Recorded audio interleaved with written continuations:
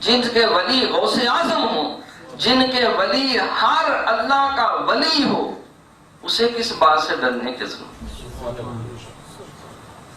غوث اعظم پیر پیرا میرے میرا فرمایا کرتے تھے مریدی لا تخاف اللہ ربی، اور مجھ سے محبت کرنے والے تو کس بات سے ڈر رہا ہے؟ اللہ ربی، جس کو اللہ کہتے ہیں وہ میرا اپنا ہے،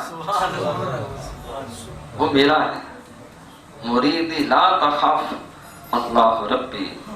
شہید نقشبند بہاؤدین بخاری رحمۃ اللہ علیہ فرمایا کہ کمینہ یاران من تا 50 قدم شفاعت منی کند، اے میرے حلقہ طریقت میں داخل ہونے والے، اے نیکی کی راہ چلنے والے، تو کس بات سے ڈرتا ہے؟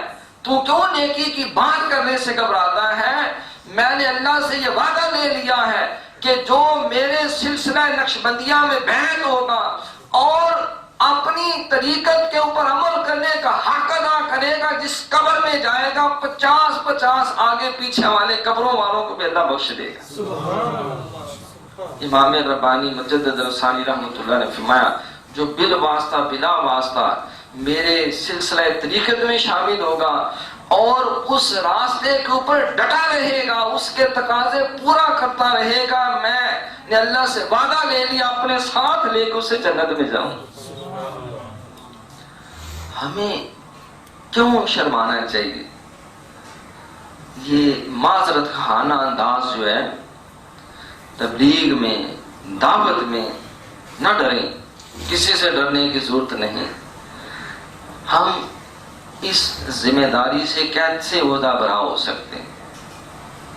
معزز خواتین و حضرات، بات مشہور ہے کہ اکھلی میں سر دیا تو موسلوں کیا کیا ڈال۔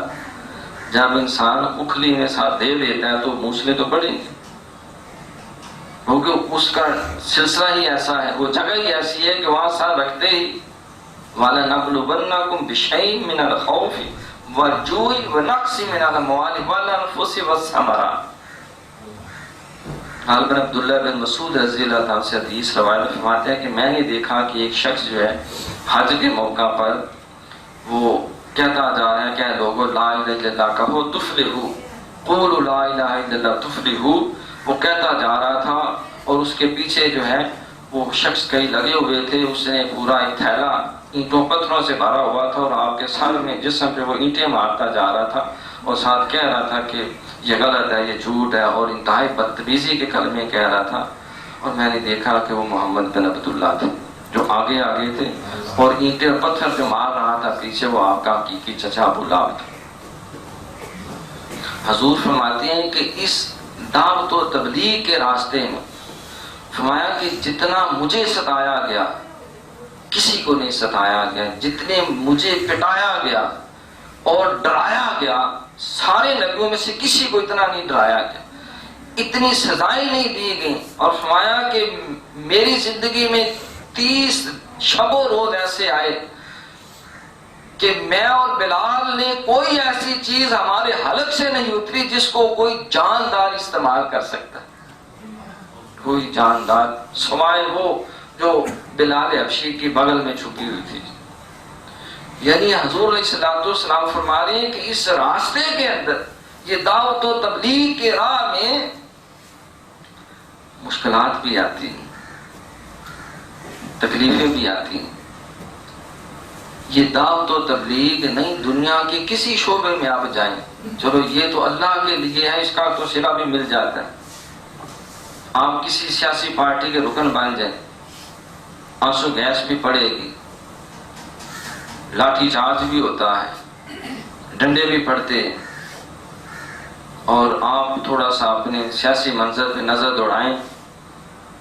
قبلہ پروفیسر رانا محمد اجمل صاحب تشریف فرما ہے، صاحب رائے ہے ماشاءاللہ، ہر معاملے پہ اللہ نے اچھی نظر دی ہوئی ہے۔ جب ضلع کچہری کے بعد لاہور بھٹو کے دور کے آخری ایام تھے، یہ بڑے بڑے سیاسی لیڈر، ان کے کپڑے پھاڑ دیے گئے، ان کی پگڑیاں اچھال دی گئیں، اور لٹا کر جو ہے وہ سڑکوں کے اوپر مفتی محمود، مولانا شاہ احمد نورانی، نصر اللہ خان اور جتنے بڑے بڑے لیڈر جب مار مار کے ان کے دون کھا دیے انہوں نے، سیاست کی خاطر بھی، حکومت کی خاطر بھی تکلیفیں آتی ہیں، آزمائشیں آتی ہیں، لیکن وہ ساری مارے کھا کر، ساری تکلیفیں سہ کے ڈٹے رہے۔ چلو جو بھی ان کے مقاصد تھے، تو کیا سیاست میں تکلیف نہیں آئی؟ جو لوگ کاروبار کرتے ہیں، کاروبار میں وہ ہیرو سے زیرو ہو جاتے ہیں،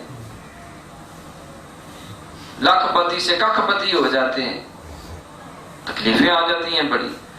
تو جب کوئی شعبہ ایسا بتائیں، کسی نے ڈاکٹر بننا ہو تو کتنی تکلیفوں سے گزرتا ہے، کتنی اذیتوں سے وہ گزرتا ہے، اینکیں لگ جاتی ہیں، نظریں کمزور ہو جاتی ہیں، صحتیں بگڑ جاتی ہیں، تب جا کر کوئی منزل مراد نہیں۔ دنیا کا کوئی شعبہ ایسا نہیں۔ As you sow, so shall you reap۔ یہ ٹٹ فار ٹیٹ کا دور ہے۔ انسان جتنا گڑ ڈالتا ہے اتنا میٹھا ہوتا ہے۔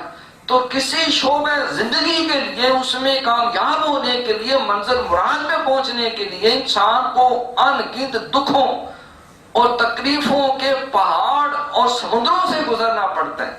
تو اگر نیکی کی خاطر اللہ اور اس کے رسول کے لیے تکلیف آ جائے تو پھر بھاگنے کی کوئی جواز نظر نہیں آتا، کوئی وجہ نظر نہیں آتی۔